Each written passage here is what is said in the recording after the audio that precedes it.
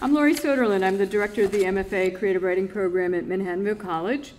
And I am so happy to see you all here tonight for this really great reading. My job tonight is to welcome you and then to introduce our introducer.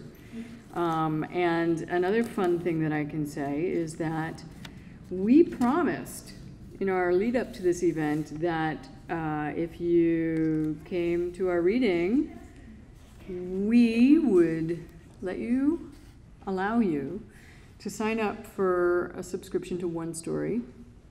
And these are your sign-up sheets. This is complimentary. You will get a complimentary subscription to One Story. Is it a journal, Hannah, or a magazine, or it's one story. It's just one story. You'll get one story. It's a story of the month club, like Fruit of the Month Club, but you get a story. It's like Fruit of the Month Club, only Story of the Month Club. So sign up for One Story. I'm going to put this by the food and bevies and things, and there'll be a pen there too, or maybe you have one of your own. You can sign up and you can leave them in the blue folder that will be next to them, and we will make sure that you get your one story each month. And One Story is the marvel that has come to many of us in the mail each month because of Hannah Tinti. And so I am so pleased tonight that Hannah Tinti has come to read here. I know I'm going to ask Dwight Hilson to introduce her, but I do want to say that One Story, the new novel, The 12 Lives of Samuel Hawley, the short story collection, Animal Crackers, all of these works have taken fiction in a place that I think has been really delightful and fun. I think One Story especially has been just such a brilliant way of reviving the short story and making it appealing and meaningful to people again, a fresh take on it. So these things have always, One Story especially has always been something that's mattered to me, but the work of Hannah Tinti has also delighted me, and so I am delighted that Hannah's here tonight. But that's enough. I'm not actually introducing her. I'm introducing Dwight Hilson, who is trustee of Manhattanville and a good friend to the MFA program, and who would like to say some words of introduction for our guest tonight. So thank you, Dwight.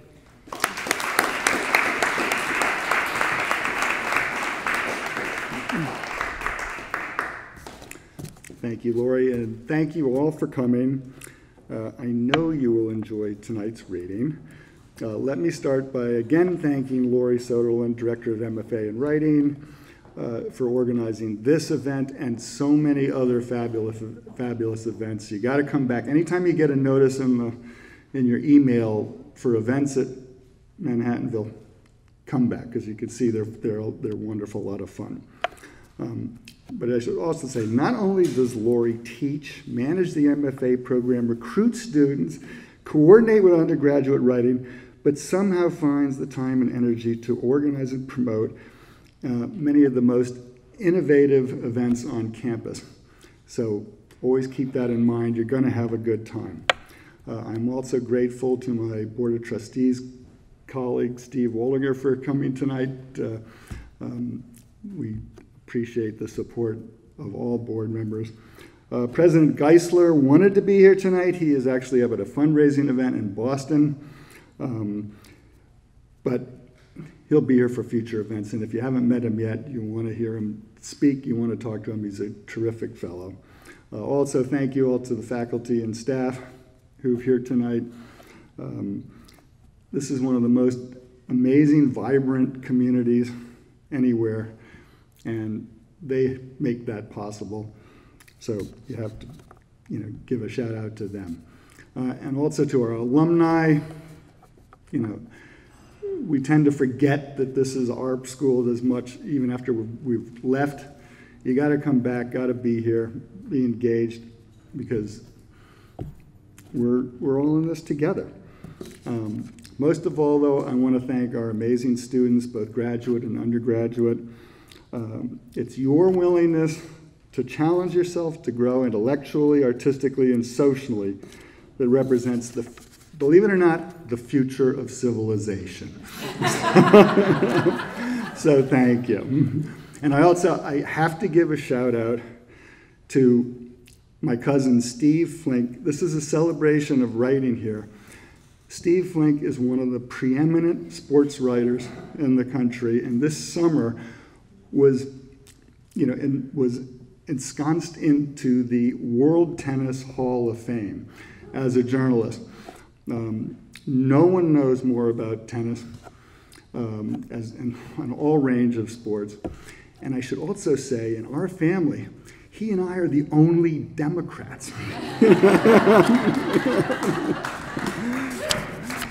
So just give me now a couple minutes to talk about how I got to know tonight's speaker, Hannah Tinti. Not surprisingly, the genesis, I'm happy to say, occurred right here at Manhattanville, in Barrett House, Barat House to be specific, where the Masters of Arts in Writing program, and now the MFA in Writing program, is housed. But when I started in the program, one of our first assignments in Joanna Herman's class, The Elements of Creative Writing, was to peruse our library of literary journals and find a handful that appealed to us and our sensibilities as writers, which could also be translated in ones that, down the road you could fantasize about being published in. And when we discussed it in the class, one of my classmates, Autumn Kindlespar, I don't know if anyone remembers Autumn, but Autumn was terrific. She stated, well, if you like fiction, you must, and she did say must, check out One Story, a journal that published, a single story right about once a month. Here's a few samples of them. I was I was intrigued. I subscribed and became a big fan, dreaming, of course, of joining the thousands of aspiring writers destined to receive one-story rejection letters. And I have received those. But once in a while, actually, now, Hannah actually gives me comments, that's great. I didn't meet Hannah, though, until 4 years later when I finally mustered the courage to stop by the one-story booth at the AWP conference in Denver. I think it was 2009, 2010. One Story was already well established as one of the premier fiction journals anywhere, and Hannah had received heady accolades for her premier short story collection, Animal Crackers. Here's a quote. Like Edgar Allan Poe and Patricia Highsmith, Tinti has a brilliant feel for the uncanny, how it can turn situations inside out and drape our lives in mystery. That was from the Plain Dealer. At the time of AWP in Denver, however, the paperback edition of Hannah's first novel, The Good Thief, had recently been released to extraordinary acclaim. So bear with me. Quote, Hannah Tinti has written a lightning strike of a novel, beautiful and haunting and ever so bright.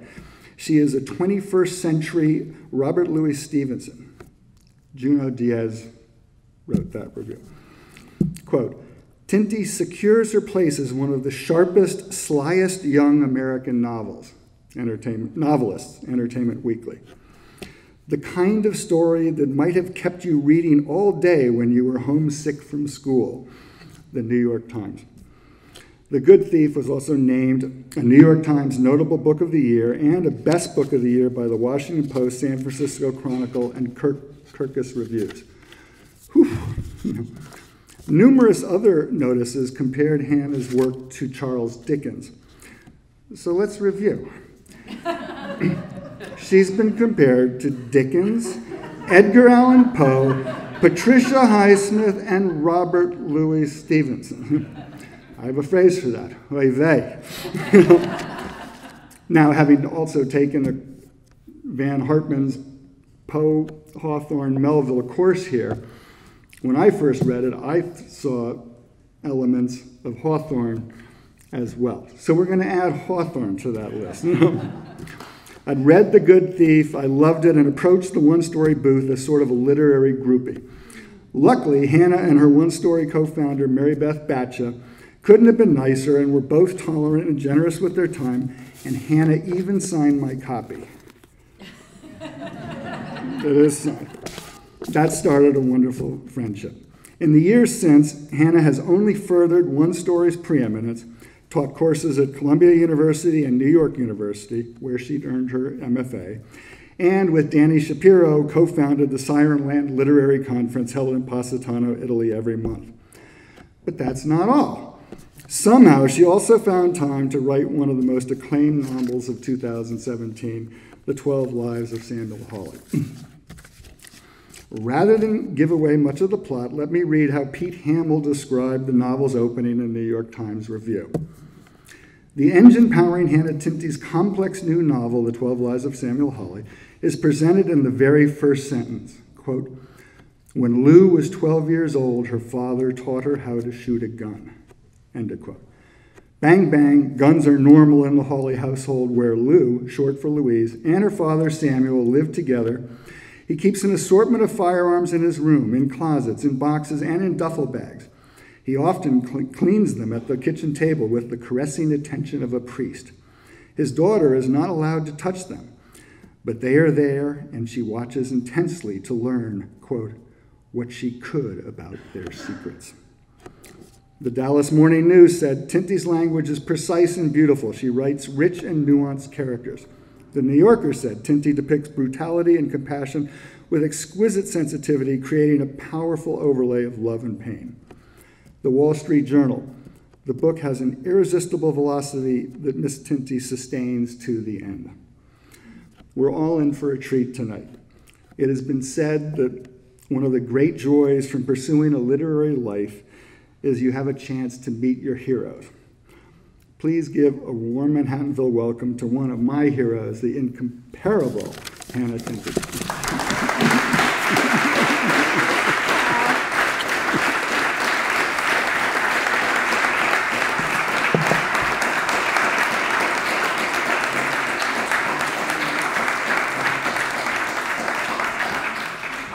Dwight, best intro ever. I'm so happy to be here. Lori, thanks for asking me. Dwight and Mindy, who I feel like are family, really, who are two of my very favorite people. Thank you as well for putting all this together. Thank you all for coming. This is an incredible room. I was saying, I don't think I've ever read in so grand a room in my life. It's like a ballroom or something from another century in a really cool way. So I want to tell you all, before we get started, that I actually brought some gifts for all of you. Anybody who asks a question is going to receive either an issue of one story, or we also have this amazing compilation of writing advice. We've published 235 different writers from around the world and asked them what the best writing advice they ever got was, and this is a compilation of that. So for all you writers, basically, I'm just letting you know because now you have like 15, 20 minutes to like think of a really good question, and then maybe Lori can come up and like help be my judge to decide who wins what first. So I'm going to read from The 12 Lives of Samuel Hawley. This is my new novel. It's a book about a father and his daughter. Samuel Hawley, who is a criminal who has been shot 12 times, and you can tell because there's actually holes in the cover. This is his cover. And then underneath there's a separate cover, a beautiful star map, and that represents his daughter Lou. She finds her way by looking up at the stars. So we've got a criminal and his daughter, and it's really a book about what does it mean to be a hero and the cost we pay to protect the people we love the most. And ultimately, I think it's a book about love and the different forms that love can take. So it's also, there's references to the 12 labors of Hercules in it, which is how I got to the number 12. And Hawley gets shot 12 different times. I'm not giving any spoilers for that. He gets shot 12 times in the book. And I'm going to read a little bit from the third time he gets shot, bullet number 3. The only things that you need to know at this point is there's 3 characters. A man named Talbot, who is a thief who has stolen something. His wife, And Samuel Hawley, who, as I said earlier, is a criminal who's been sent to retrieve that thing that Talbot has stolen. Talbot has just escaped from his cabin, and his wife is tied up, and she has got a violet eye and another eye that's all clouded over. Talbot's wife had been nervous before, but now she smiled like she'd won some kind of contest. Hawley felt like slapping her, but he didn't. He stepped next to the windows and peered out. The line of trees was closer than he'd like it to be. Talbot's wife wasn't trying to get loose anymore. She just sat there, grinning, blood running down from her swollen nose into her mouth. "I guess you love him," Hawley said. "I guess I do." "And he loves you?" She turned her face to the window, her cloudy eye catching the light. She nodded. "You sure?" "I'm sure." "Well, we're about to find out," Hawley said, because the rest of the job now depended on it. The fire was nearly out, the logs smoldering. To Hawley, the room seemed unbearably warm, the midday sun beating across the carpet.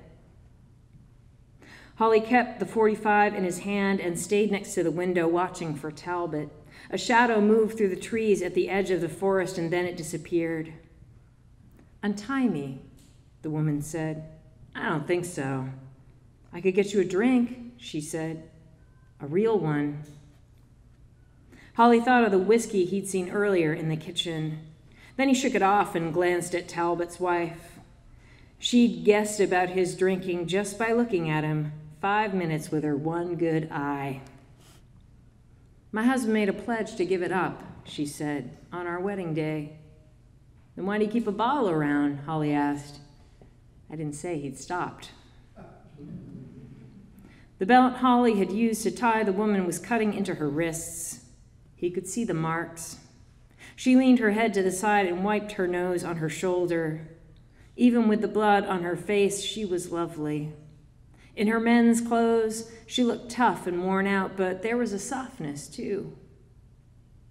"He wrote me a letter," she said. "It was a most wonderful letter. When I read it, I was so happy I cried. I don't think I've ever been happier." "But he broke his promise," said Hawley. She rolled her violet eye at him. "Love isn't about keeping promises. It's about knowing someone better than anyone else.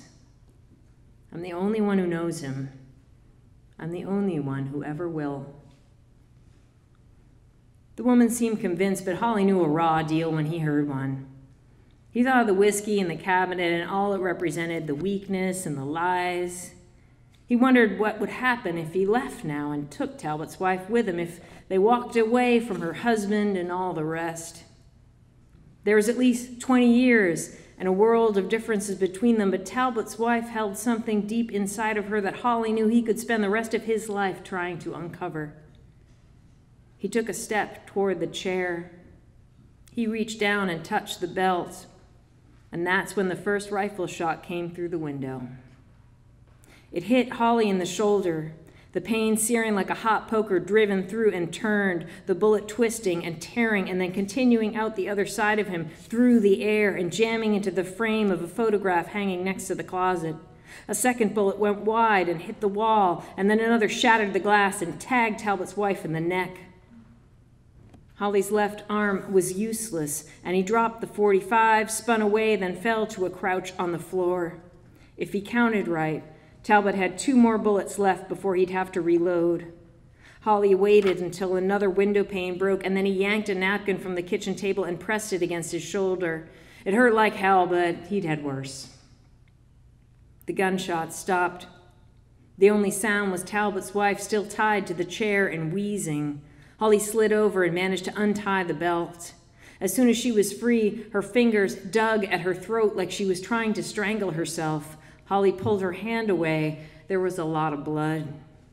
He gathered the .45, and together they crawled into the kitchen. By the time they reached the linoleum, her face was pale, her shirt dark red. She pressed her back against the cupboards. Holly pointed the gun. You give him some kind of signal? He asked. No, she managed. Holly pulled a pot holder from the counter and ran it under the sink and pressed it to the side of her throat. You're going to tell him to quit. You're going to tell him to come inside here and talk. He's not one for talking. Well, then you talk, said Holly. They both heard someone outside the front door shaking the handle against the lock, and then the old man's voice came through. Maureen! She's here, Holly called out. She's hit. Fuck, said Talbot. Don't come through that door, said Holly. If you hurt my wife, I'll kill you, said Talbot. You're the one who shot her, said Holly. Maureen! Talbot was shouting now. Doug, Talbot's wife said. I'm all right, stop yelling. She's bleeding, though, said Holly. She's bleeding a lot. And she was. The potholder was soaked through and turning the same rusted color as her shirt. I just want what I came for, said Holly. I don't want to hurt anybody. Just tell me where it is and you can take her to the hospital. They were all quiet. The only noise was a running toilet chiming through the door to the bathroom. Holly started to worry that Talbot had left and was coming in another way. And then he heard a thud against the wood, like someone had punched it. It's in the closet, said Talbot. Fine, said Holly. That's just fine. She's coming with me to check, so don't try anything, okay? Talbot didn't answer. Doug, the woman said. Okay, said Talbot. Okay. Can you walk? Holly asked. Talbot's wife nodded, then winced. Her cloudy eye was spinning up, down, left, while her violet eye stayed on Holly. We're going to the hallway, he called to Talbot. And then they did, moving slowly, her pressing the pot holder to her throat and Holly right behind with the gun, leaving 2 trails of blood behind them. When they reached the closet, Talbot's wife slid down against the wall. Holly opened the door. The closet was piled full with junk. Where is it? He asked. Talbot's wife shook her head.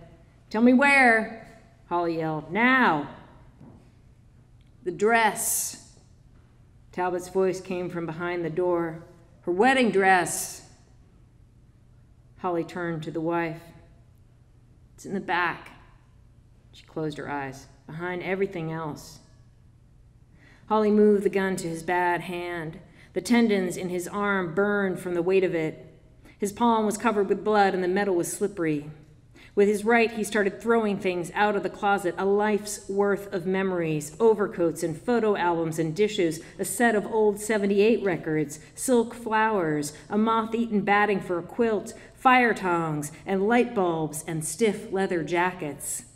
Holly's shoulder ached with hurt as he tossed everything, groping in the dark as he went deeper, dragging the boxes and kicking them behind, the smell of mothballs permeating it all until at last his fingers grazed a soft shape covered in plastic, then the crush of crinoline against the back wall of the closet. Holly felt for the hanger and pulled the garment bag out. It was awkward and heavy as a body, the plastic yellowed and torn at the seams. He hung it on the hall light and pulled down the zipper. The dress looked like something out of the 50s with lace sleeves and a tulle skirt. The shape was stuffed with tissue paper and cardboard so that it held the form of a woman, a headless ghost bride. I was skinnier then, Talbot's wife said. Holly didn't know the first place to start. He'd already bled onto the dress. A streak of red across the bodice. Where'd he put it? Try the purse, she said. There was a pale silk drawstring bag attached to the neck of the hanger. Holly yanked it free and stuffed his hand inside. He pulled out a piece of lace. There were a few bobby pins in the bottom, but nothing else. Talbot's wife held out her hand, and Holly passed her the veil. She didn't put it on, just pulled the lace across her lap and fingered the edges. Holly listened for Talbot, but all he could hear was the toilet running. Where else? There's a pocket, she said. He put the letter there, the one I was telling you about. I carried it with me down the aisle. Holly groped the skirt, pushed the tool aside, and then he felt the pocket hidden on the left, just where the bride's hip curved out from the waist. He pushed his fingers inside and found what they'd been searching for, there beneath the folds, cold and hard and waiting. The watch was not nearly as large as he had expected it to be, but it was heavy, resting in the center of his palm, a precious thing from another century.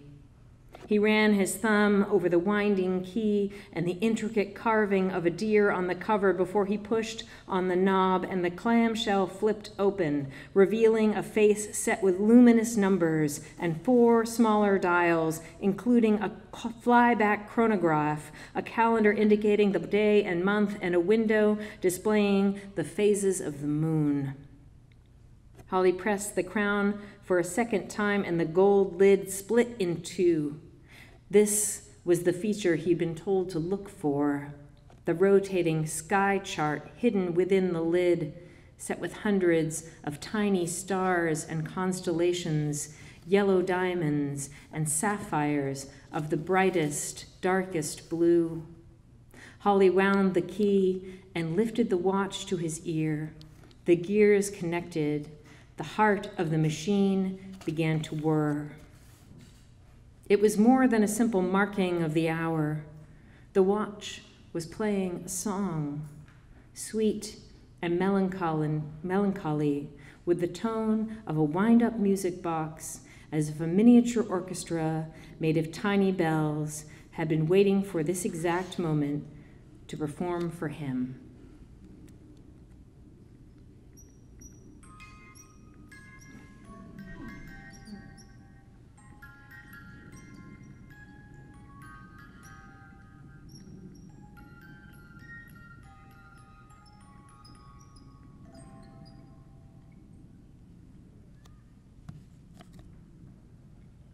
Holly closed the shell. He slipped the piece into his front pocket. Here's what's going to happen, he said. I'm going to take this, and I'm going to leave. And then your husband's going to bring you to the hospital. All right, she said. But Holly could tell she didn't believe him. I'm sorry about your dress, he said. I just want to lie down. I don't think that's a good idea. Holly was afraid she'd bleed out. Talbot, he shouted, you still there? Yeah, the old man answered. Here comes your wife. The woman tried to stand, then fell back on the floor. Holly bent next to her. Hold on to me, he said. And together they got off the ground, his good arm at her waist, his bad arm holding the gun.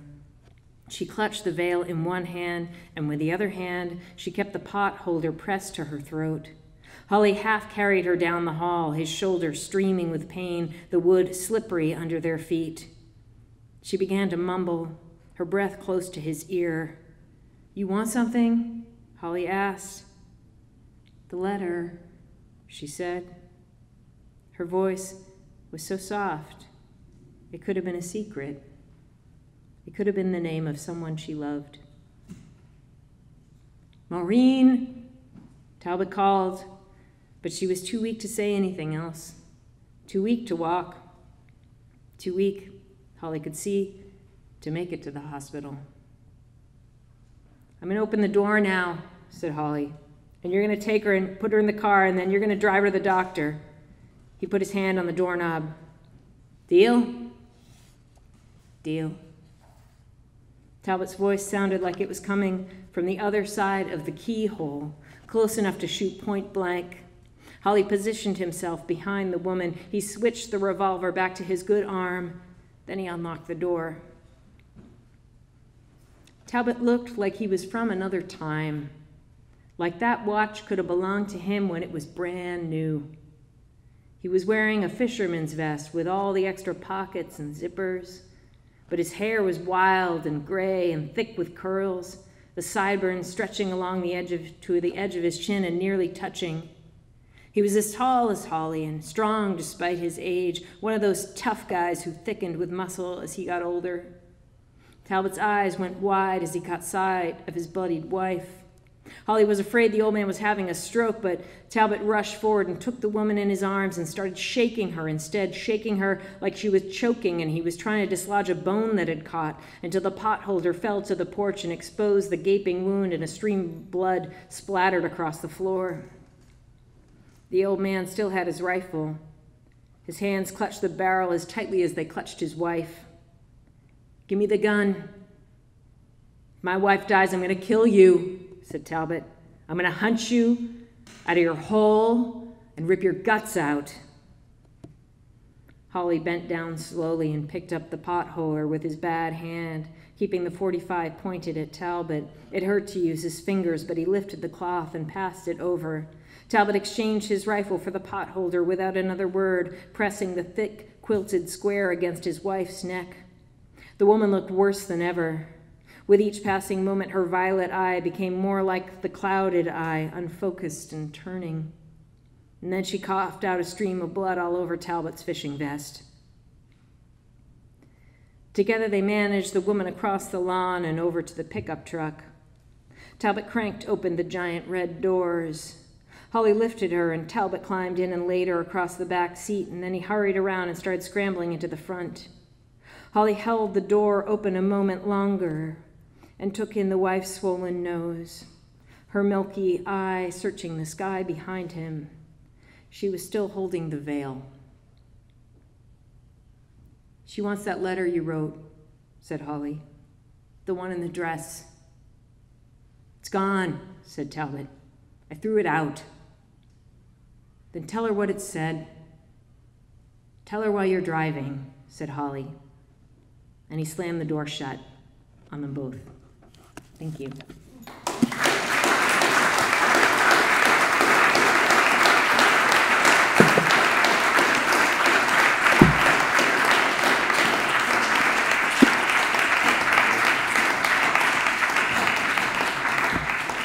So I think we do questions, and then we'll end with some singing, which is going to happen. But Laura, you want to come up and be my judge? Hang on. Yeah.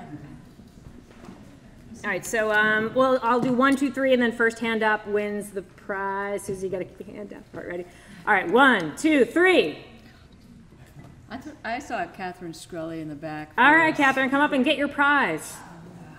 Yeah, I got prizes in my hand. This is what happens. Does she have to ask a question? Yeah, you do. Okay. I want to know what the best writing advice you've ever gotten. Oh, the best writing advice I've ever gotten. The best writing advice I've ever gotten.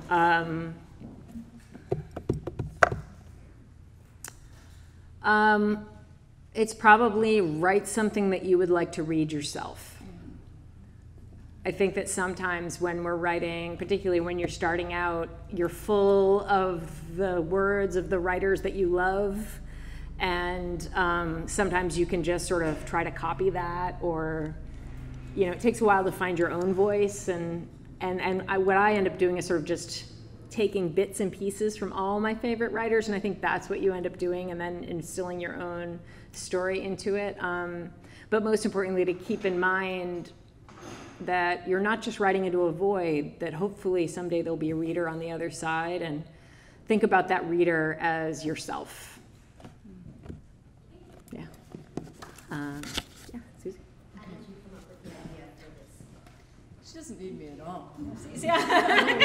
You know what, you'll distribute. How about that? You distribute. Okay. All right. So how did I come up with the idea for this particular book? Yes.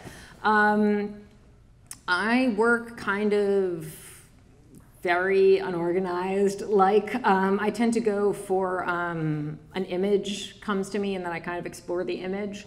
And when I was working on this book, I had actually been writing another novel that wasn't going well. I was a few hundred pages into it, and it was just feeling really dead, and like there was no life to it. And I kept taking out the electric prods to it and being like, come on, you're alive. And it was just like, it was dead. I don't know what I was doing. But it's hard because when you've put a couple years into a project and a lot of words into the project and a lot of time, it's hard to figure out that it's just not right. And I feel like if there's not energy coming off of it, that's usually a good sign. I was writing out of anxiety and fear, that other project, and a number of things kind of coalesced in my life at once, where I was broke, I went through a breakup, I was dealing with a lot of family illness, and I think and the writing wasn't going well. There was just like all these different areas of my life weren't going well at the same time, and I think when you get pushed to a corner like that, you can do two things. One is sort of just fold into yourself, or just be like, you know what, it doesn't matter. Like, I'm just gonna write what I want. And that's where I got to. So I said, I'm just gonna write about things I know and things I care about, and that's what I'm gonna write about. And so I started by writing about this thing that we were talking about earlier, the Greasy Pole contest. The Greasy Pole is a real contest that takes place each summer in Gloucester, Massachusetts, near where I grew up. And it's all these fishermen get really, really drunk. They take a telephone pole and they put it out on a pier. They cover it with grease and lard. They nail a flag to the end. And then one by one, they just reenact like America's Funniest Home Videos and like try to go on this greasy pole, and then they fall into the water and like break their arms and smash out their teeth, and there's a lot of crotch shots like, and then them falling off the pole over and over. And the whole town comes out and watches this with their boat horns, and they're like blasting the boat horns in like joy and regret as each man falls into the water. And there's something about it that's very primal, very, they seem like gladiators of old. And I go every year. It's just sort of what we do for fun in New England. You know it well. We're like, this is great. And I was like, I had recently been at the Greasy Pole, and I had just, there's something about those men that struck me, and I was like, I'm going to write about the Greasy Pole. And I was focused on one man getting onto the pole, and I just put on my binoculars, which is always what I'm telling my writers to do, which is put on your binoculars and get closer. Get closer to that scene, get closer to that character, really add the sensory details. So as I was describing this man, I realized that his body had scars on it. And then I needed to describe what kind of scars are these, get a little bit closer, and I realized the scars were bullet wounds. And that's what opened the book for me. I said, well, what if, scars are something that are very intimate. I was thinking about them a lot because I had family members going through surgeries and cancer treatment and having their bodies changed because of their illnesses. And I was thinking about how with our scars, we only tell those stories to the people we're the most intimate with, our lovers, or maybe our doctors. This is the scar I got when my dad was teaching me how to ride a bike, or this happened when I lost my breast from breast cancer, or whatever it might be. And I thought, what if I could try to tell a man's whole life story just telling the stories of those scars? So for Samuel Hawley, you skip through time, and his part of the book is only telling the stories of each of the scars on his body. So you don't know what happened in between, you only know the scar stories. So it starts when he's 16 and goes until he's about 50. And woven between that, I realized there had to be a reason why he was on that greasy pole in the first place, and there had to be a reason for him to keep living, and that's how I came up with his daughter, Lou. And her story weaves together with his throughout the book, and that's brought it all together. That's a lengthy response, but I think it explains about the book. Okay, more questions? Yes? I did not keep a diary as a kid. I keep one now. Not so much a diary as a journal. And that's something that I came to actually probably 15 years ago or something I started doing, and it has changed my life. I think that your journal, if you're going to be a writer, you need to be gathering information or gathering materials, or what were you talking about? Inventory? Dwight was talking about, or like your inventory. And so my journals are full of, like, if I go to a restaurant, I take a card and I tape it in. If I go, anywhere, if I meet someone, I try to write their names down. I try to write down descriptions of the places. I'm going to write about this place probably tonight. Just so that when I'm like, oh yeah, remember I went to that weird castle in Manhattanville? I'm going to go back and I'm going to look at that, pull that journal out, and I'm going to write about that. For this novel, each of Holly's chapters are set in a different part of the United States. And I've done a lot of traveling, lived in different parts of the country, so I literally went back and pulled journals from Alaska, pulled journals from Arizona, and I just word for word was pulling descriptions and details that I had already gathered in my journal. So that's really important, I think, to do. There's a way that you can do it and make it fun, and the way I did it was I absolved myself of having to write complete sentences. So I just make lists and charts and graphs and pictures and tape in things instead. And when you're writing a journal and realize that this is not a journal for posterity, I don't think anyone is ever going to read it. This journal is just for me to gather details. But what did I read as a child? That was the other question. My mother was a librarian, so I was probably reading above my level. I mean, they had me reading James Fenimore Cooper, Leatherstocking series. Everyone's like, I see some recognition, yeah! Go Hawkeye. And Dickens was a big influence, Hawthorne, Poe. And for me, also the Bronte sisters were huge. Jane Eyre's my favorite book, and I reread it every year and learn something new each time. Yeah. More questions? Yeah. I don't know, you're gonna call it Lori. Okay.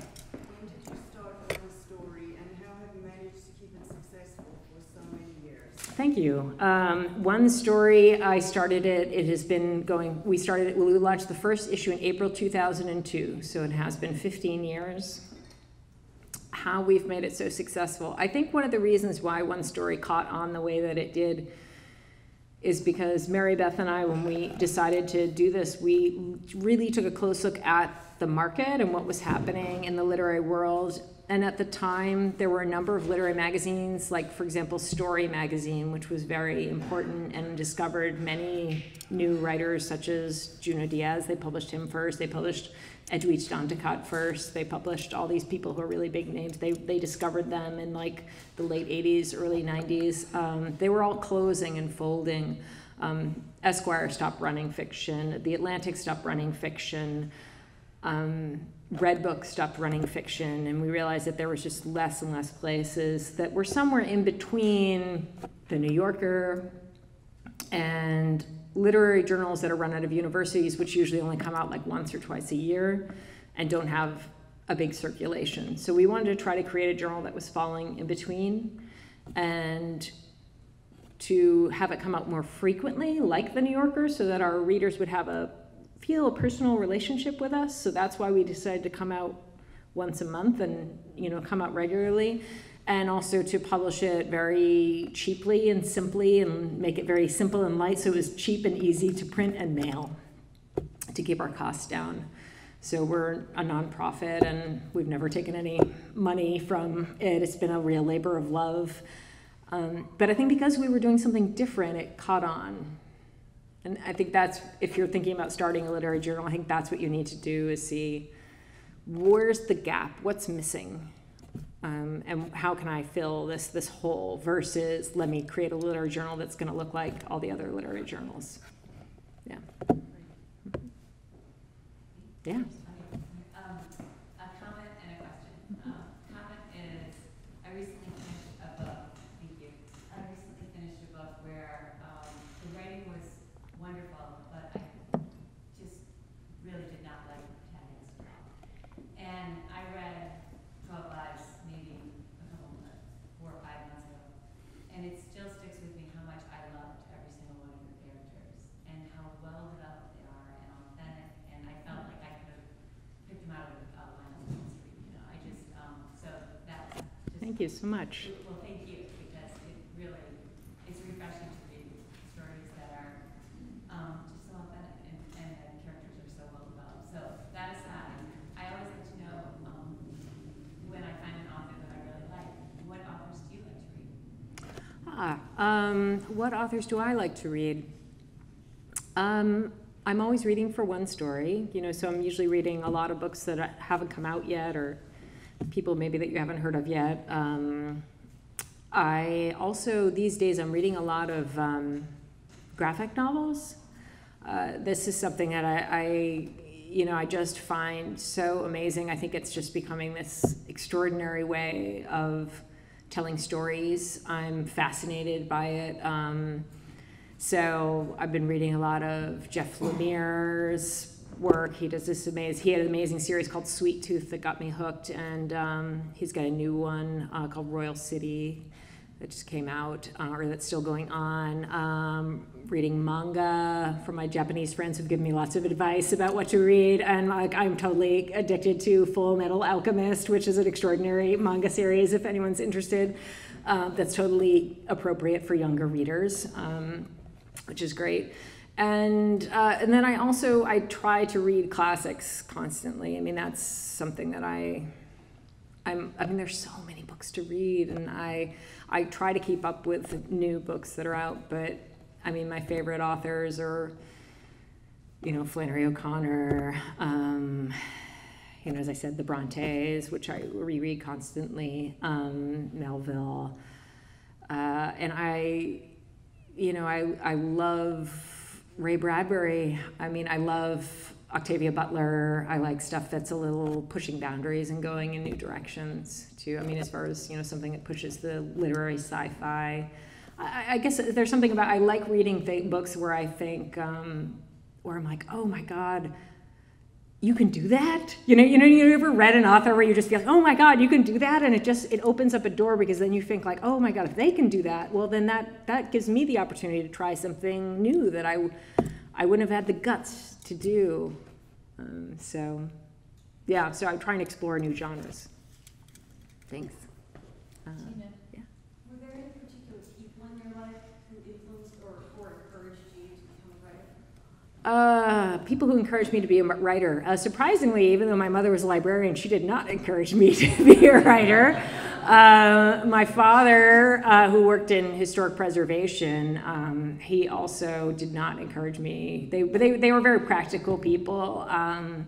My parents all my grandparents were all born overseas, so my parents were first generation born here. So they were dealing with issues of language and just were very much pushed to this idea like you have to. Which country did they come from? Italy and Ireland. So there was a lot of push of you need to make good and you get a good job and you get something that's going to be solid and you do well and you live a very good middle class life. Like that was the goal. Like, so I was actually a science major in college. I was not a writing major. I took a writing class towards the end of college and I just loved it so much. And I realized that I was actually really bad at science, even though I was studying science. I mean, I really love science. I love the stories of science. I'm still fascinated with, this morning I was tweeting about nudibranches, which are sea slugs. Like, I could tweet about sea slugs 24/7. Like that is like my idea of fun. Like that's talking about Melville and sea slugs. I'm good.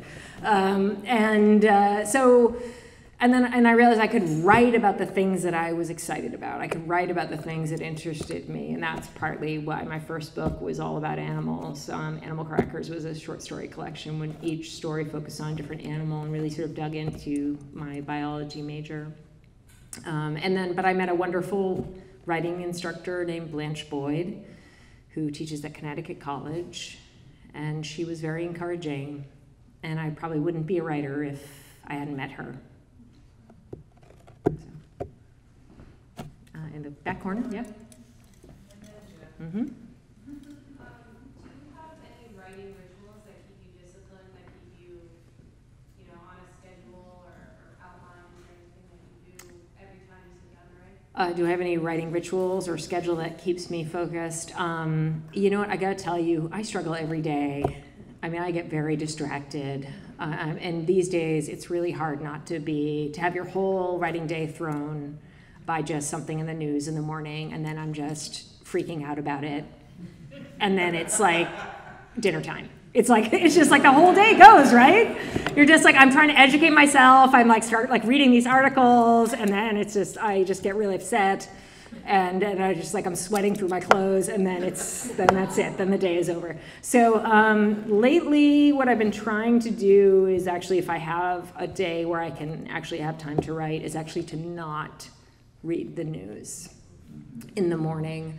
And it's hard not to do that because we have our phones and we have everything, and our inclination is to go to them or take them out of our pockets the moment we just don't know what to do, which is pretty much all the time, right? We don't know what to do next, especially when we're writing. So it's very hard to do, but to actually not look at my phone and not read the news and just like wake up, walk my dog, and make my coffee and sit. And it's very anxiety producing, but if I can work my way through the anxiety, which takes about, I don't know, like an hour, then I can usually get some really good writing done. The other thing that I've found that helps is I recently became friends with the writer Ruth Ozeki, who wrote a fantastic novel, and she's also a Zen Buddhist priest. Her novel is A Tale for the Time Being, which also breaks a lot of rules. She was also, that was a book I was like, you can do that? I would highly recommend, if you've not read her novel, to do that. It's about bullying, and it's about the tsunami in Japan, and it is about language, and it's about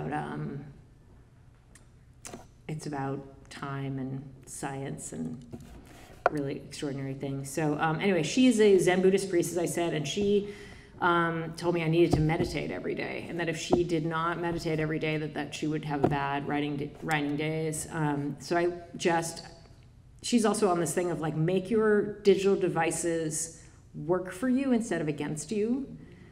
And so she has all these, taught me to download these meditation apps on my phone.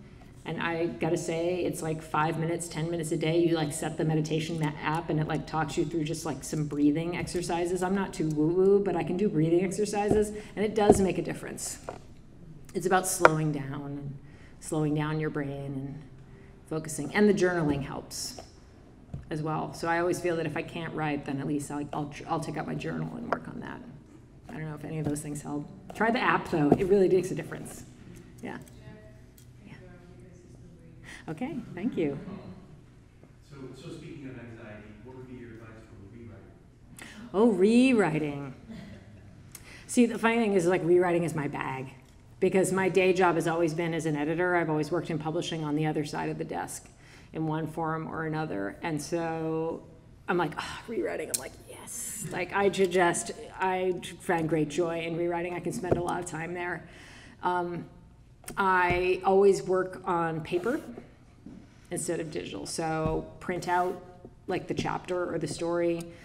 I read it once, just trying to take it in. I read it without a pen, read it a second time with a pen, read it a third time, sort of like, and usually the third time I know what's wrong. And I take great joy in it because I don't care about tearing something apart. But you always save the pieces. It's like you're making Frankenstein, right? Save those discarded body parts, because a good story I usually tell is like the very first short story I ever had published was this story called Reasonable Terms, which is about giraffes who do transcendental meditation and float around New York City. Surprisingly, somebody bought it and like paid me money. But the ending of the story, the original ending was I had the board of the zoo got mad and basically hired a hitman to kill the giraffes, and that was the original ending. And then he got the hitman had a change of heart at the last minute and killed the board instead. And I was like, and he was my favorite character, and he's kind of like why I wrote the story was the hitman. And this magazine, called me up, because this was back in the day when people actually called you on the phone. This is pre-email. And they said, we love the story, but the ending's a little over the top. And I was like, what do you mean? Like when the people's heads like explode and get, end up in the lion's den? And they're like, yeah, that part. And so they were like, we'll buy the story, but you need to write a new ending. And I was like, you pay cash? And they're like, yeah. I was like, yes, okay, I'm gonna like write a new ending. And I just, I saved the Hitman.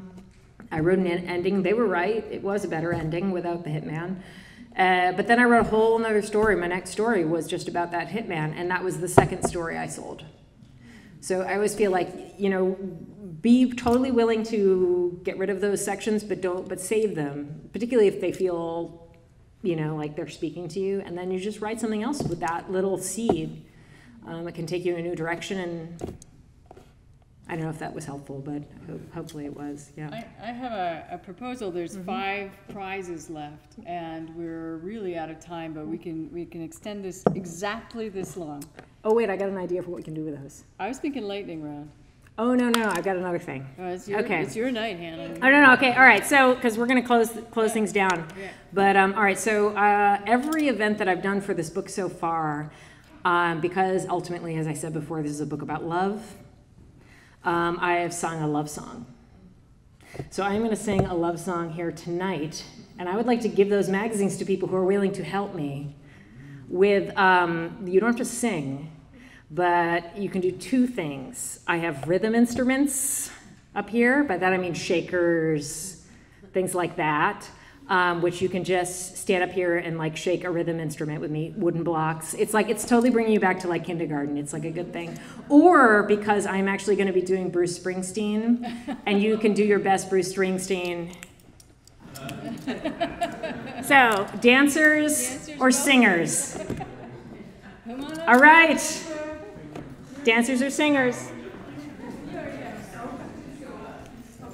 Oh, I'm so excited. Okay. So, here are the rhythm instruments. You can choose. Choose your rhythm instrument or to dance. And I'm going to do I'll do it, okay? Take a rhythm instrument.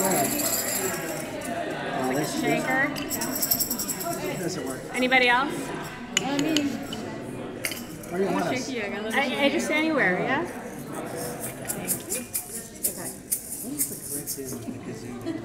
Oh, the small. Yeah. Do practice too.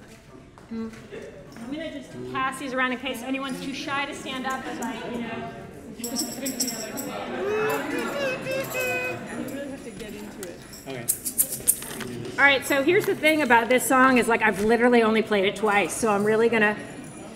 This is all right. So now I'm gonna explain about this singing and the ukulele. So all right, so when I was about halfway, I love the enthusiasm. This is fantastic. So when I was about halfway through this book. As any writer can contest, like you hit that halfway mark and you just feel despair. Like I am, yes.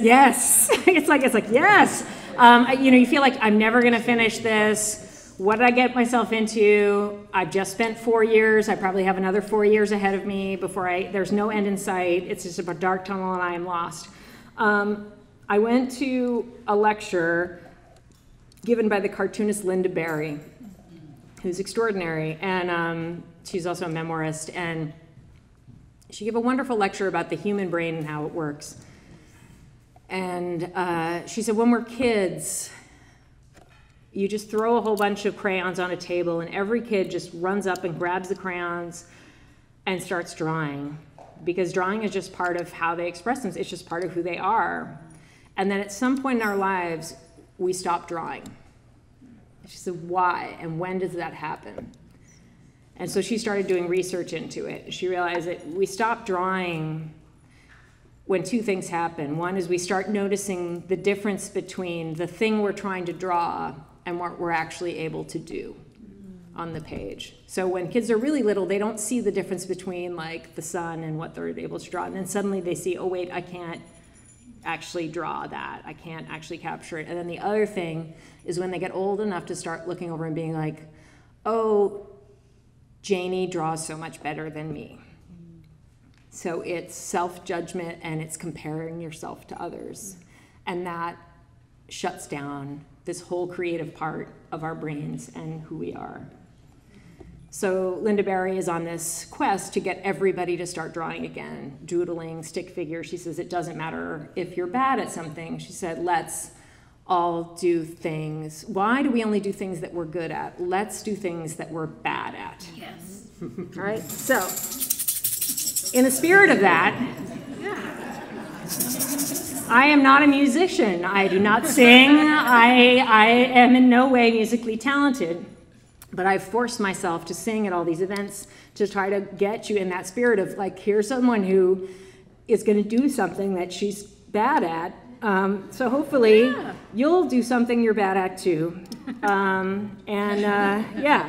So this is a song that I think some people will know. And I hope that you'll feel the energy and like, and sing along if you know any of it, right? I get up in the evening and I ain't got nothing to say. I come home in the morning, go to bed feeling the same way. I ain't nothing but tired. Man, I'm just tired and bored with myself. Hey there, baby, I could use just a little help. Can't start a fire. Can't start a fire without a spark. This gun's for hire, even if we're just dancing in the dark. It's good. Message keeps getting clearer. Radio's on and I'm moving round the place. I check my look in the mirror. Wanna change my clothes, my hair, my face. Man, I ain't getting nowhere. I'm just living in a dump like this. There's something happening somewhere. Baby, I just know that there is. You can't start a fire. Can't start a fire without a spark. This gun's for hire, even if we're just dancing in the dark.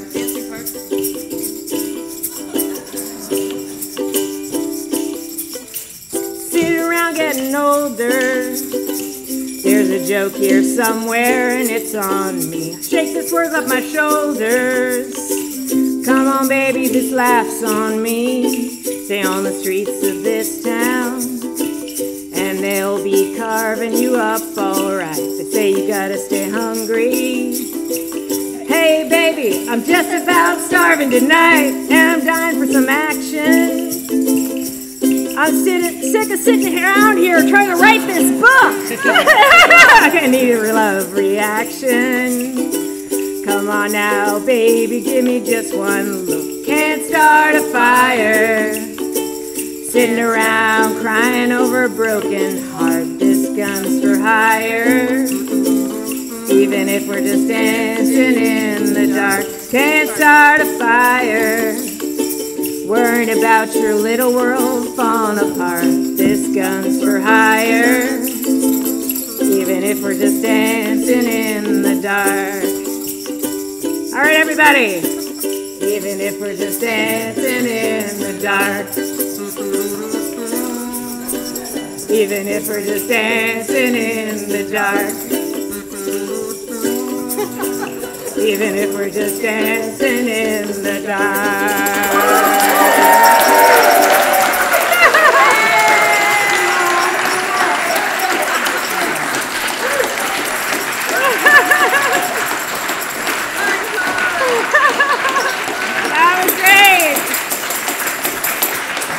Thank you all so much. That was wonderful. Let's have another drink and keep talking. Oh, I've always wanted to do this. Give it up, Westchester!